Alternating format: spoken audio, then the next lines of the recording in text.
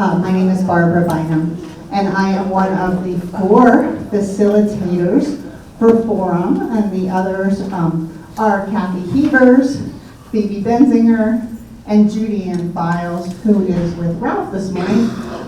And we work really hard to bring you a mix of interesting speakers on interesting topics that are relevant to our community. So thank you so much for coming out this morning, especially since it's the first Wednesday post time change. I thought it can't be dark outside, but it was. But that's what it is this time of year. We have a great program, and I'm really excited about it because these are 2 organizations that do a lot of great things in our community, the Boys and Girls Club and Habitat for Humanity of the San Juans. And we know that childcare and housing are both really important issues because we've done big studies on both recently to actually measure how big an issue they are. And these are 2 organizations that are working to help in that regard and find solutions. And just the coolest thing happened last fall. And I thought it was worth a story to hear a little bit more about it directly from them, which was the original intent when Forum was first founded, is sometimes we get these rumors around town. And wouldn't it be great if we had the opportunity to sit and listen to the actual people who were in the room making the decision when it happened? And how did we end up where we are today versus where we thought we were gonna be with Boys and Girls Club and Habitat a year ago? So to kick it off is Bud Taylor, and he is the executive director at the Boys and Girls Club. He's been the director for the past 4 years, and prior to that, he was a board member. He's been part of the Boys and Girls Club since his youth, being one of the first members when it opened in 1999. In his tenure at the club, Bud was a junior staffer and a Youth of the Year. He knows firsthand the value of the club in the Montrose communities and the importance of expanding its reach and in the current waiting list. He's also a Rotarian and a director for the Greater Montrose Area Chamber of Commerce. And in 2020, he was named Citizen of the Year by the Montrose Daily Press. In his spare time, Bud likes to spend time with his wife, Amy, his daughter, Maggie, who just turned 3, she's so cute, and his dog, Betsy. He enjoys traveling, fly fishing, and a club kid favorite, building Legos. So let's give Bud a warm welcome to Forum. Awesome. Thank you, Barbara. Can everybody hear me okay? Yeah. All right. Perfect. All right. Boys and Girls Club. It's a place that I love to be. I eat, sleep, breathe, drink every single day. And I have a couple of board members here, so thank you so much for being here and supporting me. And I can't do my work without them. And it's just amazing. So today, we're going to talk about the Boys and Girls Club. We're going to talk about the plans that we had, what was going on, what happened, and all of a sudden now we're in a movie theater, and what does that look like for Boys and Girls Club? So our big vision, all the way from the very beginning, even from when I started, was dream big. Always to dream big. There's no small dreams, right? And so some of us might recognize this. This was kind of the original plans that we had way back when. And we were looking at a full gym, a teen area, a youth lounge, arts and crafts room, and a little administrative section, a bunch of classrooms. I mean, just a lot for these kids, a lot of space. That was about 18,000 square feet, and it was about $3 million is what we were projecting it to be. With that, our idea was to raise about $1 million locally, $1 million in a loan, and then $1 million in grants. And so the city has been helpful with that, so thank you, Barbara, and everyone at the city to help get us over that $1 million goal for the grants. But this is kind of where we were, and we were dreaming big, and we were really excited to see it. And so next up was the fundraising. We needed that $1 million. And over the next couple of years, we started fundraising. We were getting lots of money.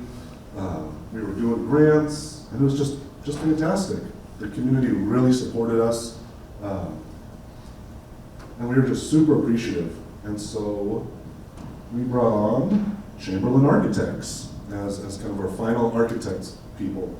And so they looked at, they came in with like schools knowledge and different clubs, and they really came in and got to see how we worked on the club. They understood why we wanted things a certain way. You know, we really wanted a teen lounge very separate from the youth lounge because, as some of us know, teenagers don't really like little kids. So, you know, we have that. Arts and crafts was kind of a shared space, so we said, you know, we wanted to have arts and crafts on both sides. You know, the tech lab, that was in the works, but not the little kids would not come over to the tech lab. We'd kind of bring the tech lab to the little kids. And I'll explain that a little bit more to y'all.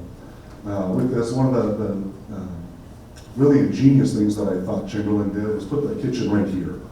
And this would be kind of a learning kitchen, and so the little kids would come in right here, they'd check in, come into the gym, and they'd come right here and grab their snack, because we have to serve out of one location for snack. Get their snack and come hang out in the gym, and we'd clean up the gym. Whereas the teens, they would come into their teen lounge and get their snack from this side. So again, there's that really separation of space, separation of just kids. So looking at this was our original plans. You know, it's what we loved. It's what we loved. Then, of course, the pandemic hits, and all of a sudden, prices of stuff just started skyrocketing. And so at the end of it, you can see we really took out a whole lot of things. And I think we even cut the gym in half. And so this itself was about 9,000 square feet, and it was going to cost us about $7 million. And what really took all this and brought it to a head, you know, because I kept going. I'm like, we got to dream big. We got to dream big. We can make this happen. We can make it happen. And we were able to get a loan through USDA, and we were going to pull about a $2.5 million loan on that. And one of my board members, Brad, who's at Bank of Colorado, he pulls me aside and says, Bud, we need to really think about this. Because do you know what your loan payment is going to be on that? It's $10,000 a month for the next 40 years.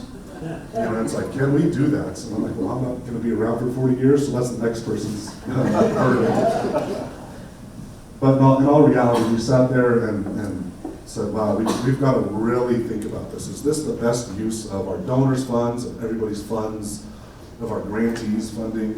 And we just said, wow, for what we're doing, I mean, we really have half a lounge, a kitchen, and a gym. I mean, this is kind of bare bones Boys and Girls Club. And for all the work and everything, we just said we just can't do that. That's not okay. So with that, the other thing that really affected us was we were at Celebration Church, 6700 and Sunnyside Road. They've been a fantastic partner with us for years. We've been so happy with them. But they came to me and they said, Bud, we need our space. The church is growing. We need more classrooms for our Sunday school, for everything else. And we need you gone. I said, okay, you know, who am I to say no, right? And so at that point in time, all these different things kind of came to a head, and we sat down, and actually Brad and I just looked at the listings. What's out there? And we knew the San Juan Cinema had been for sale for a couple of years on and off, and so luckily it was not on part of our list of places that we looked at.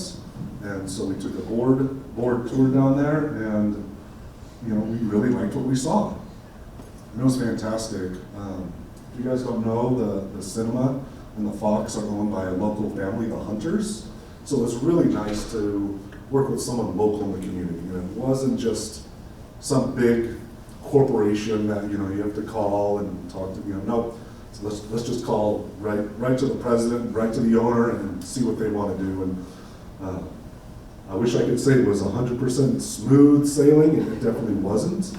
But it was easy for us to figure out the pain points and move past them and get to see what those things. We really liked the cinema. It's 23,000 square feet for the entire building, and it had a price tag of $1.825 million. So to put those numbers in reference, that is a quarter of the price for twice the square footage. So we were really making a good business deal on this. So what does it look like on the inside? What's going on at the theater now? And if you haven't been in, you guys can always come by, please. I'd love to give everybody a tour. So as you come in, we've got our front desk here. You can see this is our ticket area. We've kind of taken that over. But we have our check-in area, so every kid comes in, they get checked in. Right over here, we've got kind of a rolling wall where the little kids especially, put their backpacks, put their jackets, and they come right over here, kind of over by the popcorn machine, and that's where they get snack every single day. Yesterday, it was chicken salad with crackers and sunflower seeds with juice. So we give that to kids every single day, and that's a good partnership with us and Food Bank of the Rockies. So they do amazing things. This is before the kids have come, so we've got Cadence on desk, we've got Mauricio just smiling and prepping for kids, and Christina's figuring out what we want to do for the next couple days. So some of the things that we've really worked at is trying to figure out how to best utilize this space, because it's originally a theater. It's not meant for boys and girls. So what else do we got? So on one wall, we've got a former art teacher, and so he's one of our employees, one of our staff members.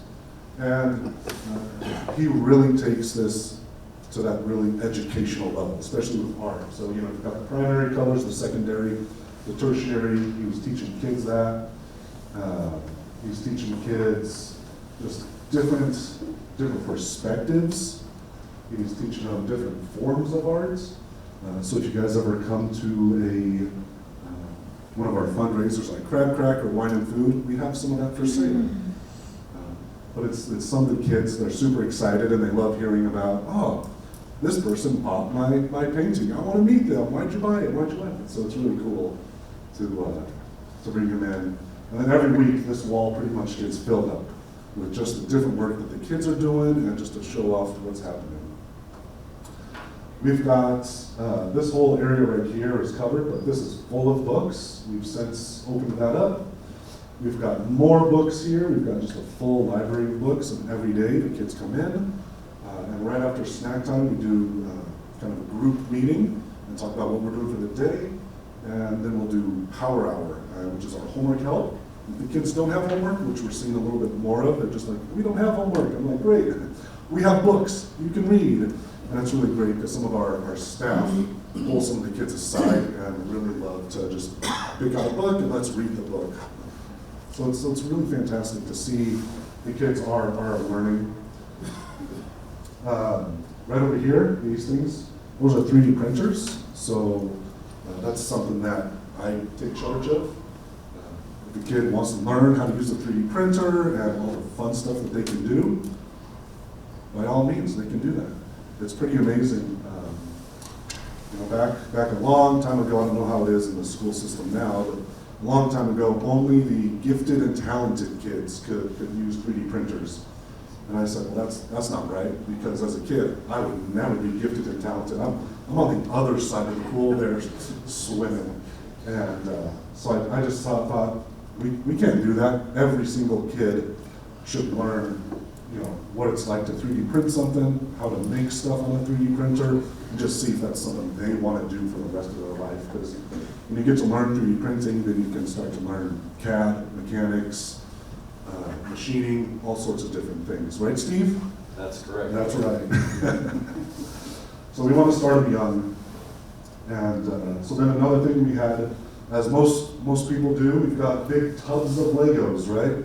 But what we were finding is the kids really couldn't get the tubs and take it to their table, or they just spill it everywhere. And so what we ended up doing was buying these kind of smaller tubs, and the kids can actually pull every single kind of drawer out and just take it to their table and play with it. And then every table, has a group of Legos. So it's pretty cool. And what I've noticed is some of our Legos, when I first filled them up, they were pretty full to the top, and they've started to sink a little bit. And I kind of, what's going on there? Why are we sinking with Legos? Are kids just talking to them? Which, if they are, that's no problem. But then I looked at Ron's office. He's the art person.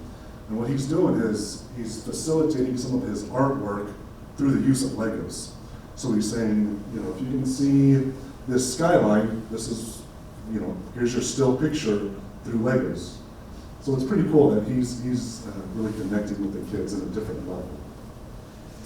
We've got board games out, so if kids want to play board games, they can play board games whenever they want. They have their free time or open time. And of course, when the kids are extra awesome or they are the artist of the week, we pull down our prize box there, and the kids get some awesome prizes. So this is kind of a hallway leading into San Juan 1. We block it off. We've got some cones, and so the staff really just love to go crazy with cones. But it also teaches the kids what's not happening today. But every once in a while, we will do foosball tournaments, and I'll show you a couple of cool pictures about that. Air hockey, and this is kind of a funny thing. If you look, we've got three of the elbow pieces just ready to go, and we had a 3D print the lost piece, so we figured that one out. And we just have a lot of supplies for the kids ready to go, and you can kind of see right here, but this is a cart. And this cart is probably 3.5 feet tall, and it holds about 20 laptops. So as I kind of talked about with the tech lab and earlier, we now have these carts where we just push the computers to the kids, and then the kids can deploy and play with the computers and laptops wherever they want. So they can play with them in the lobby. In the future, they can play with them in each individual classrooms or in the theater that we have. So it's kind of cool. We've really rethought about what's movable and what needs to stay. So this is San Juan number 3. This is the one with the stadium seating. We've dedicated this for our teens. This is kind of the teens only section for most days. They've got a pool table. It is heavy and it is a pain in the butt. And when I went to them, I said, "We are moving, guys, we're moving to the theater. Can we get rid of the pool table?" There was just an uproar of no's. We love to play with the pool table. And I thought, okay, I will get the pool table to the theater. We've just got some amazing furniture just for the red groups. And we've really sat back and said, what can we do differently? What can we do? We do have the projector for the theater, so we're able to watch movies. And it's fairly easy for us, and so we sat down and thought, well, how do we push the boundaries? What's next? What's next? And so one of the things that we did was we got a wireless microphone system. So now if something's going on, a little presentation, someone can speak through the speakers that are already there in the theater. And we have an HDMI cable that runs all the way down to the front. So if one day the forum wanted to move here, we could have it there. Just pretty amazing. But right now what we do with the kids is we actually hook the HDMI up to the Wii and play Mario Kart on the big screen. So it's kind of something cool and fun that the kids just really love to do. It's something different. All right. So these are the plans. These are the plans for what we have in store. So you'll notice I never talked about Theater 1 or Theater 2. That's because right now they're just empty. There's no seats, there's no nothing. And let's see here. So here's Theater 3. Here's kind of the lounge area. Here's the restroom right here. And so what we're going to do is, right back here, there were part of the theater. We're going to fill it in, and then we're going to put 3 classrooms. So just kind of an open classroom for whatever the kids, whatever the staff want to do. It worked really well at the church, and so we're going to continue that. We're going to have a dedicated arts and crafts classroom. So that'll be fantastic. Right over here is the drinking fountain, so we're going to pull the plumbing off that drinking fountain and bring that to a couple of sinks. So that'll be fantastic for an art room. And then right here we'll have a dedicated tech lab. We're calling it Tech Lab. On the plans, I call it kind of a multi-purpose use area. One of the things that the kids love to do, and I'll show you later, is they like to do podcasts.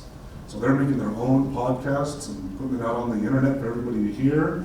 I don't know if you want to waste your time on them, but they're out there on the internet somewhere. So we kind of started thinking about, having a podcast, having a place where some of our band kids can go and practice, because as a former band kid myself, my parents were not thrilled that I was practicing at home and not practicing enough at school and then trying to go outside. Nope, now we have a nice band practice room that doesn't bother anybody.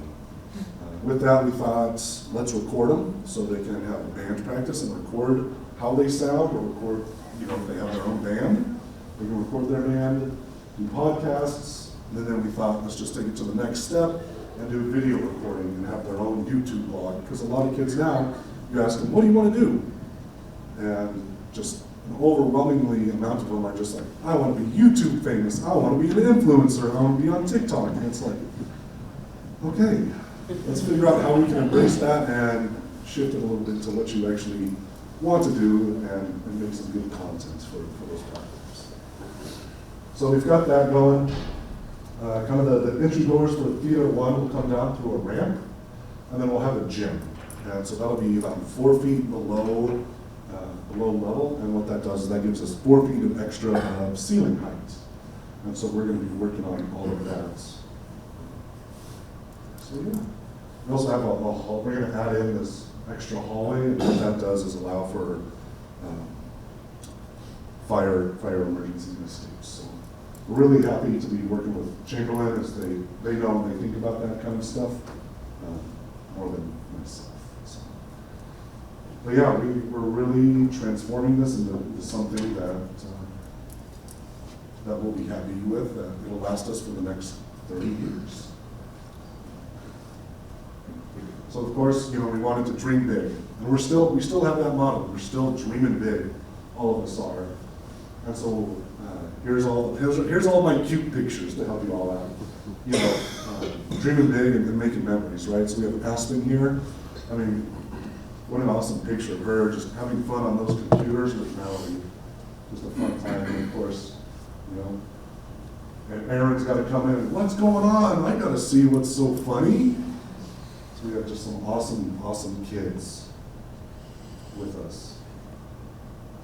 We've got Gabe, who is just practicing and learning how to play the drums. I mean, that's pretty cool. For someone his age, he's still in elementary school and he's just goofing around. And that's what Boys and Girls Club's about, right? We're not, all right, stick on the beats, 60 beats. No, let's just have fun. Let's just play with it. Let's practice what's going on. Here we have Joey, and he is just working on homework. That's part of that power hour. Every day we sit with the kids, we help them. He does homework, and he's learning and loving it.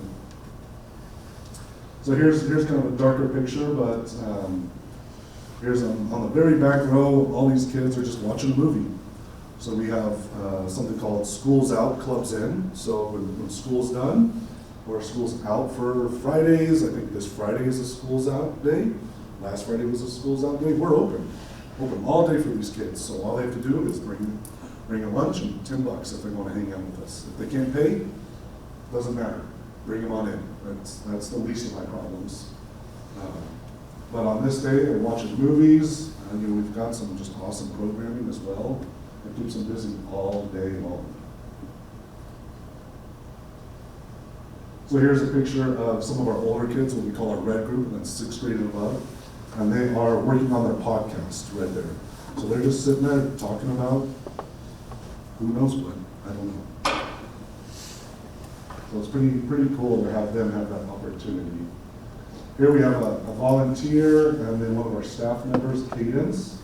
And they're just playing with these kids. They're playing some guessing game, I think is what it is.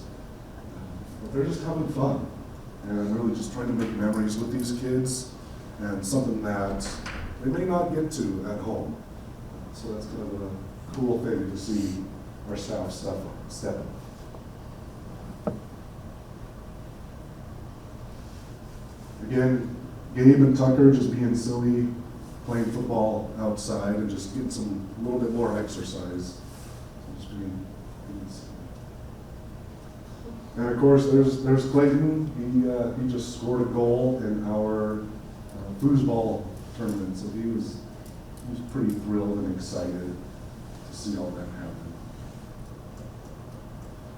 And here we are, playing foosball, and I'm keeping track, and Suri's really working on her foosball skills. So that's kind of our message, is to dream big, and I think that's what today's all about, is dreaming big. And we see different things. Clayton, he's just a fantastic kid, but he's going through some tough times in his life. We've got a couple of kids who are just really struggling. And I actually asked one girl, I said, "Did you have a good day at school?" "No." But it wasn't like a typical no. It was like, "Okay, what's going on?" And, she just wasn't having a good day at school. I said, "Well, are you doing okay at home?"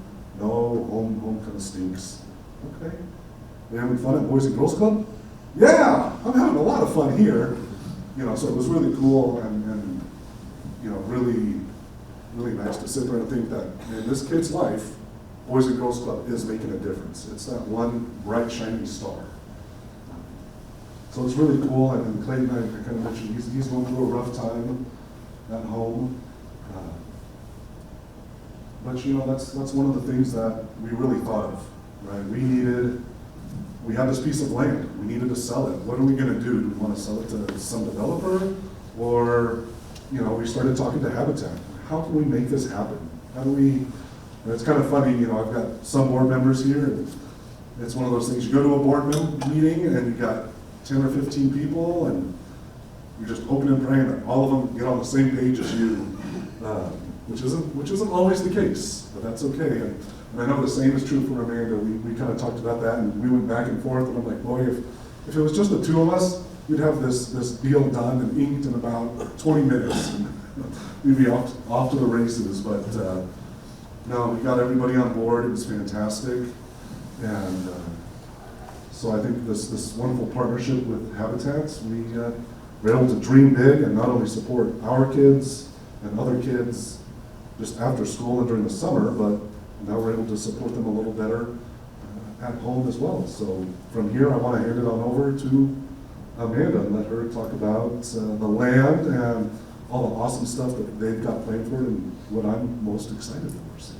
Perfect segue. Let me introduce Amanda and tell you all a little bit about Amanda Gerhardt. She's the Executive Director for Habitat for Humanity of the San Juans. She just started with them in August of 2022. So that's April of 2022. So imagine this big decision came down the pike about buying this piece of land, and you're the brand new executive director. Prior to that, she worked for Vision Charter Academy. She grew up partly, at least, in Wyoming, because she graduated from high school there and went to the University of Wyoming, and then subsequently got her MBA from the University of South Dakota. And she's now in Montrose, making a dent in our housing situation. So let's give Amanda a warm welcome. Hi, I'll start out, I'll say thank you, Bud, for the amazing intro and for the partnership, as well as Barbara for having me here to talk to you guys today. I know already that a lot of community members are excited about this project and want to know more about what we'll be doing with the land that we were able to get. But I thought I'd first start out and make sure, or hopefully you all have heard of Habitat for Humanity and have maybe even gotten an opportunity to either volunteer with us or come shop in our restore. But I'd like to start out with just a little bit about who we are and why this partnership worked so well for us. So we are Habitat for Humanity. You've probably heard of our international presence. However, we have affiliates all across the nation, and each one of them are specific to where they're at. So they are autonomous in that nature. We serve San Miguel County, Ouray County, Montrose County, and with our single-family occupied loan program or revolving loan fund, we serve Delta County as well. So we serve a large, vast area. Right now, we have built 56 homes to date. We are getting ready to complete construction on a triplex in Ridgeway, so that will bring us up to 59 homes. We've repaired over 40 plus homes in Delta, Montrose, Uray, and San Miguel County, either through emergency critical repair or through that revolving loan fund. And just to give kind of an example of the projects that we complete, so we have the loan fund, and those are loans that go out, and they're usually around $25,000, not due for 25 years. So they make no payment, accrue no interest, and that's through the state of Colorado. Alongside that, I've revived, since I came on board, a program called Brush with Kindness, and a core piece to that is emergent repairs. So for example, right before Christmas, we received a call from Montrose County High School that a student was coming to school every day. He was waking up, could see his own breath in the middle of the night. Their heat was not working. They had had numerous repair services out. They had had numerous other entities in the community out. No one was able to help, or if they could help, it would be months or years down the line. Step in emergency critical repair program. We were able to house the family for a few days through one of our partners at the church. And in the meantime, we brought in our team of contractors and family services folks. They got the heat turned on and the family back in home before Christmas. And we went back actually just a few weeks ago and replaced their windows and added some more items. So the impact of that program is exponential, and it's also our ability to act quickly, and that program is free of charge for those families and to keep families in there. I say that to say that sort of really represents what we do at Habitat for Humanity. We are focused on helping those in our community get a hand up, not a handout, in maintaining homeownership, aging in their home, and owning their own home for the first time for many of these families. So that's really the core of what we do. We have a ton of great programs, and if we have time, I'd love to tell you all about those, but that's kind of the core and the heart of what we do. Now, when I took over as the executive director, and I'll move on to my next slide. When I took over as executive director, it became very clear very quickly to me that pretty soon we were going to be out of land, and we definitely didn't have enough land to meet or make a dent in any kind of the need in our community.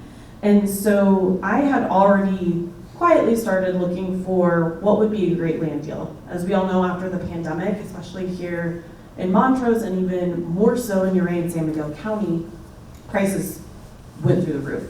So it made a ton of land, just not on the table for us because the cost was just too high without some form of partnership and community buy-in.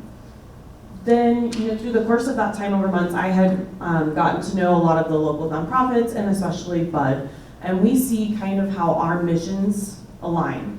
Habitat for Humanity helps to try and provide the homes and the security, and BUD takes care of the kids, and both of those play off of each other. If you have a child that has a secure, safe home, that they are able to grow up in that home and not move from place to place, you have a bigger, more whole child that is able to grow and learn and experiment with 3D printers with BUD.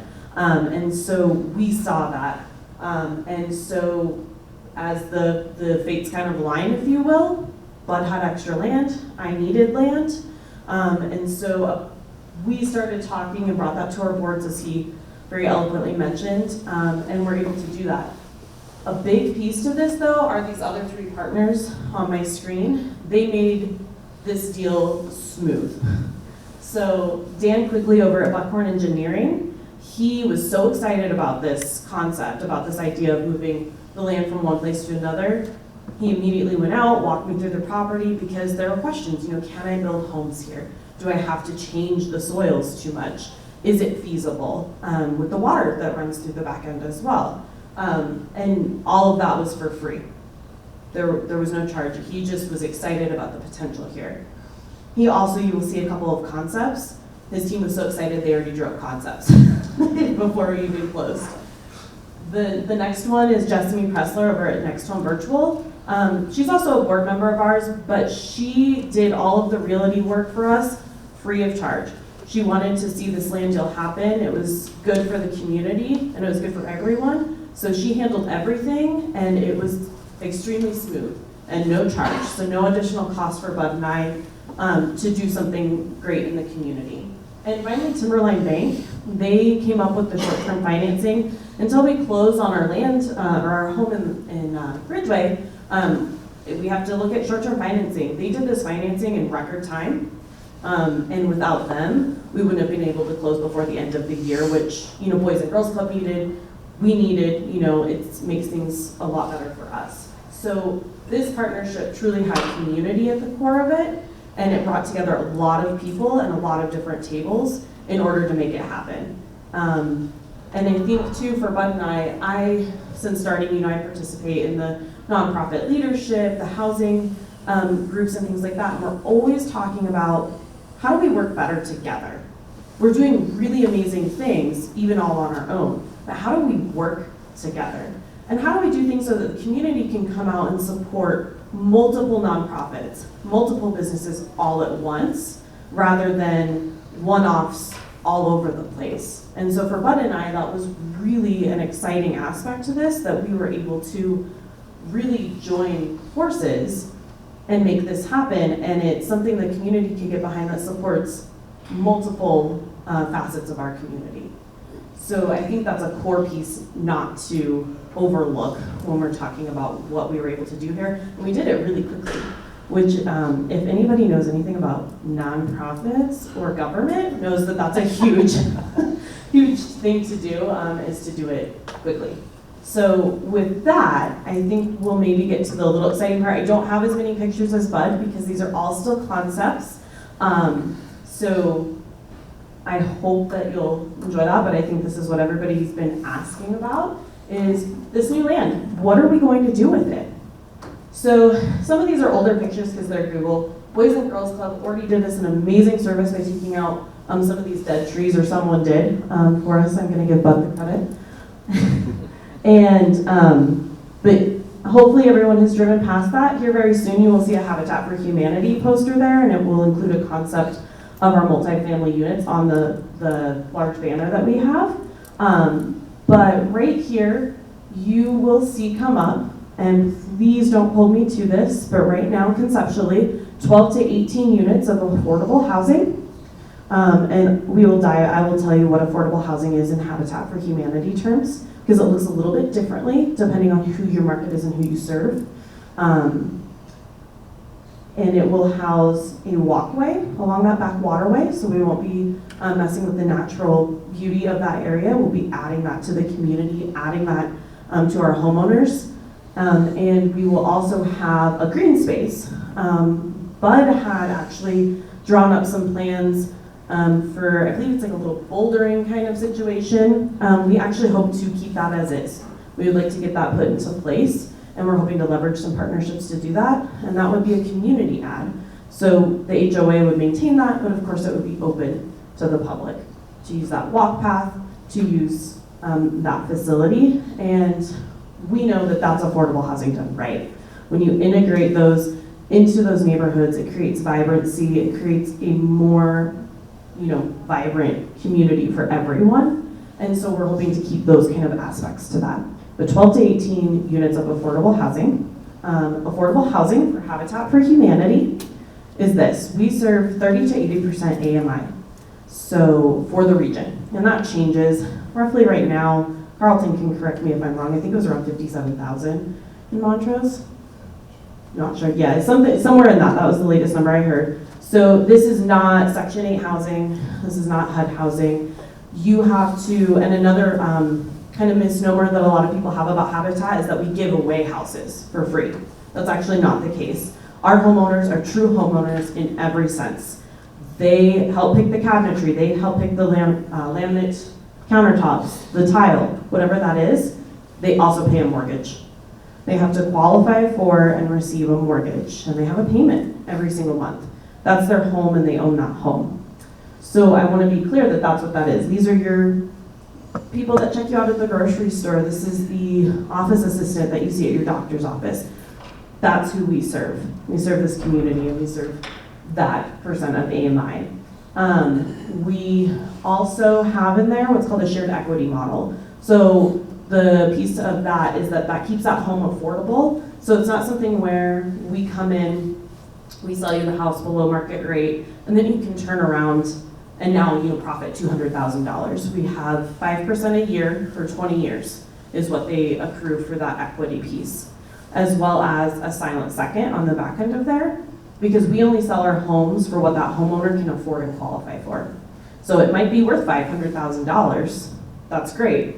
My homeowner only qualified for $200,000. I'm selling them the home for $200,000. So they have a $300,000 silent second. They have shared appreciation, so 5% per year. And then after that time, so if they pay off their house, that home is theirs at that point. But those are the mechanisms we use to help keep that home affordable. We also have first right of refusal. So if they decide to sell that home, they've got to move, it's an emergent situation or a new job or whatever that case is, we can come back in, buy that at an affordable rate, and then resell that to the next homeowner for the same affordable rate, whatever they qualify for. So with that said, I'll show two concepts. So there's a couple of potentials here, and I want to say these are definitely concepts. We'll be working very closely with the city, with the neighborhoods surrounding that area, and with the community in general to make sure the plans that we have in place, one, meet the needs, and two, make for a beautiful addition to that neighborhood. So one concept, and we are zoned for multifamily over there, fortunately, are our triplexes. And I'll show you a picture of what those look like. They're very, very beautiful triplexes that we build. But that would provide the most housing units. So that would be 18 housing units or 6 3-unit triplexes. And this is the initial concept. You'll see a detention basin here. This is over in where a green space would come. So you would have this detention basin. It could also, I've been told, look like a pond. But you'll have nice green space around here. And then also the bouldering walls that we talked about for the community.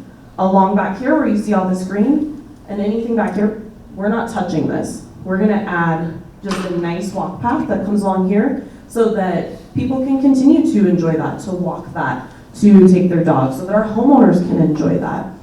We see that as a huge value add to this piece of property. Could you point out cross streets or which direction is north or anything like that? So this is south, so this map is kind of flipped on its head. This is north. So this 6700. Yeah, 6700 and Niagara. And Niagara, thanks bud. I was trying to cut, there's a whole bunch of other data points that were not too as exciting, I don't think, at least not for me. They're really exciting if you're an engineer. But that's where that is. So this is Niagara and this is 6700. The other potential is for single homes, single family homes. And if we do that, this is potentially, and I want to be clear again, it's a concept. We've not gone to the planning commission, we've not done any of that. This is just the potential here. And this would give 12 units of housing. And it's definite that these roads would likely look different based on feedback from the city and things like that, for whatever that long-term planning is and traffic study and all of that.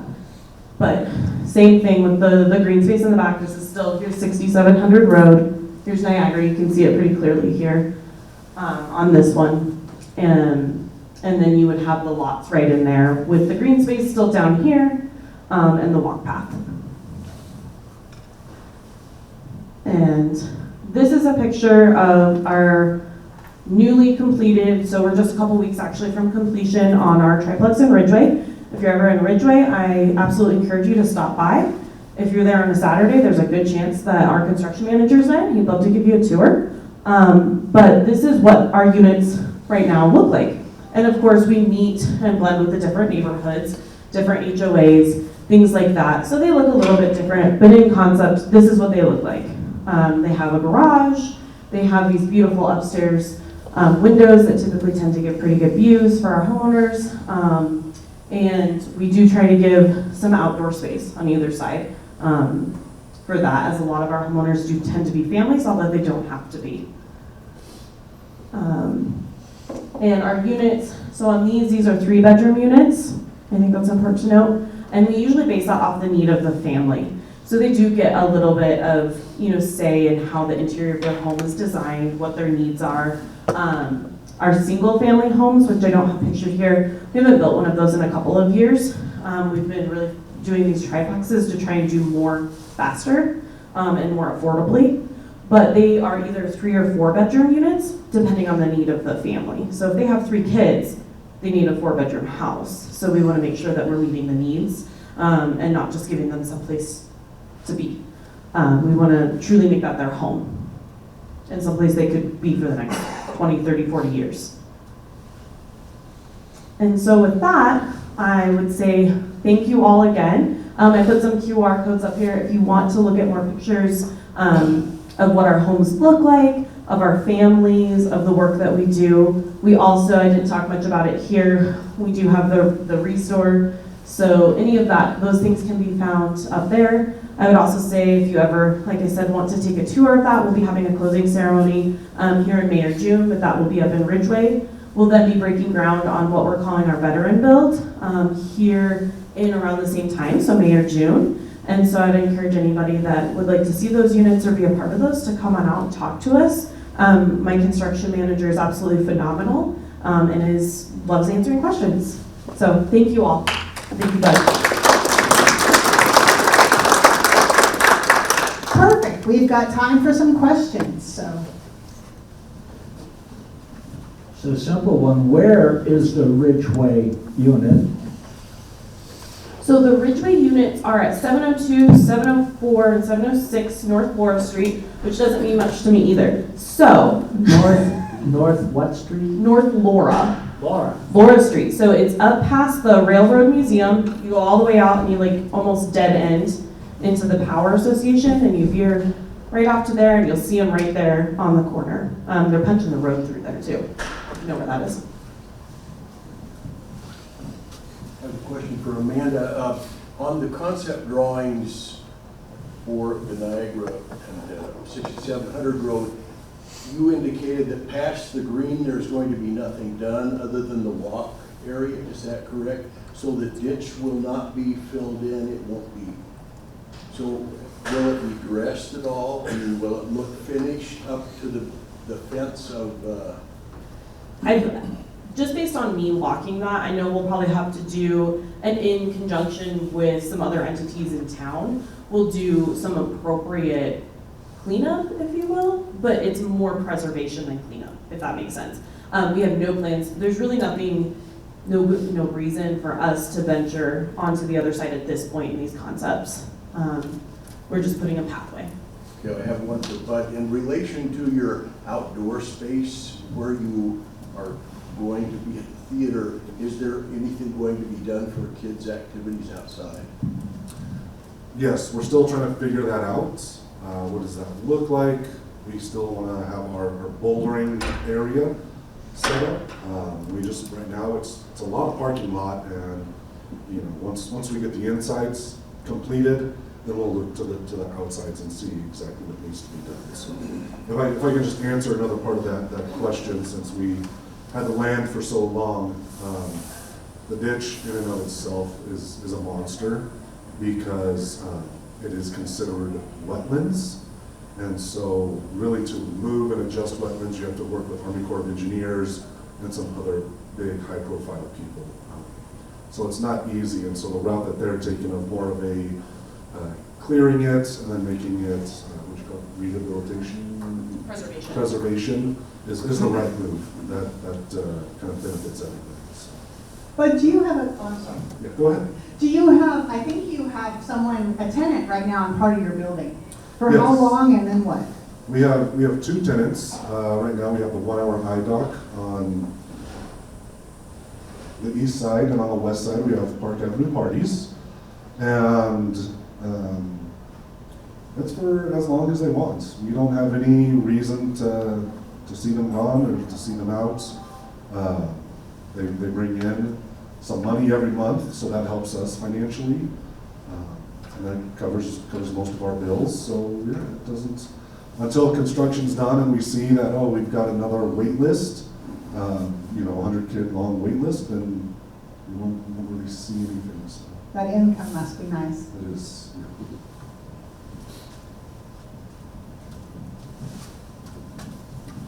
This This looks like a really great project. A couple questions on land. Bud, that land that you had, that you transferred to Habitat, was originally donated to you, correct? No, that's not correct. What did you bought We that? purchased that from Matt Okay. Miles. Okay. I thought he maybe donated it to you. Okay. He's not that altruistic. And then, Amanda, you said you were short of land. You have quite a few acres east of your rehab store, don't you? What are you planning on using that for? Yes, we do. Great question. So we have, and there's some debate about how many acres are actually back there. However, we will be, it's my understanding there's roughly 5 to 8 acres that we have. The debate is whether it's total and includes the restore or if it doesn't, that I have to suss out. But we will be starting to actually, right now, Deeply Digital actually leases that land from us. And we do make some income like Bud does from his leases that is quite helpful. However, we will be looking towards the future at cleaning up that space. We have a beautiful barn back there, as many of you may have attended events there in years past. And so we're looking at, one, what do we do to revitalize that barn? It hasn't been used in quite some time, and it's a beautiful event space. We would love to see partnership with more nonprofits, and rather than them maybe having to pay for another space, allowing them to use that. Same thing with community members. So that's first and foremost. The other piece is cleaning that up. My board and I have discussed many times, what is the best move? It's not necessarily the right element for housing. However, it would be a great place for us to build a show home essentially as well, so that we can show folks, this is what we do, this is what it looks like. So we have kind of gone back and forth. There's also been some discussion around supportive housing in the past, so before me. But right now my focus will be, one, Deeply Digital is using that, so that land is being utilized right now. It is not just vacant land. A local business is doing that and partnering with us. But cleaning that up, getting the barn back on track, and then looking at what does the future hold for that land. And it's definitely something that Habitat for Humanity will be leveraging for our organization. So we will be keeping that and doing something with that in the very close years to come. Great question. Do you have any more empty lots in the neighborhood on the west side of Montrose? The last time I visited a house that just opened and there were quite a few Habitat homes. West Meadows. Yes. So our West Meadows subdivision is where our veteran build will be. So we'll be using our final single family home lot that we have over there.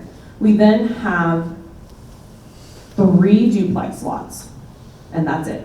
And then we have a lot on North 2nd and Uncompahgre, which we've partnered with the Rotary to raise money, and we'll be doing most likely a duplex. However, we're in the planning stages for that property. And so Rotary raised over $75,000 for that build during their 100-year celebration, which was phenomenal. So we're hoping actually to break ground on that one very late in 2023. And so that we would get 4 units of affordable housing within the next year or so. And then after that, we just have the 6 acres that we bought from Boys and Girls Club. And I forgot to mention it, but very, very subject to change. Potential break ground date would be very late in 2024 to early 2025. So we're very early in that stage. Yeah, okay. I just had a quick question for Bud. Could you tell us the ages that you serve and what your hours are? Yeah, absolutely. So we serve kids from 6 to 18, so all school-age kids. And then, so we have the regular school. School days, it's from right after school, so 3:30, 2:30 on Wednesdays, all the way till 7 o'clock at night, depending on what time the kids need. And parents need, because some of our parents, they work up until right. So we have a couple of kids who definitely stay until that 6:30, 7 o'clock mark. So 7 o'clock, when we do our Schools Out Club Zen days, or our summer days, they run from about 7:45, 7:30, all the way to about 5:15, 5:30. So we're really trying to capture those parents that just really need our help on those days off. So. And with the school district looking at perhaps some more days off next year, are you prepared to expand and cover those days? We've got a movie theater and a bunch of movies that the kids can watch, so we're ready for them. Yeah, it's not a problem. We're more than happy to step up. We've seen other Boys and Girls Clubs in the area, like Salida. They run on a 4-day school week. And so if that ever happens here, we've got a good partner over in Salida to transition to that 5th day at Boys and Girls Club, how do they run it, how do they manage it. So it'd just be taking that, what we do, and taking it one step further and making sure that we're kind of in line with what they're doing as well. So, yeah. Congratulations on finally having a home to call your own. Thank you both for coming to Forum this morning. Let's give them a big clap. Thank you.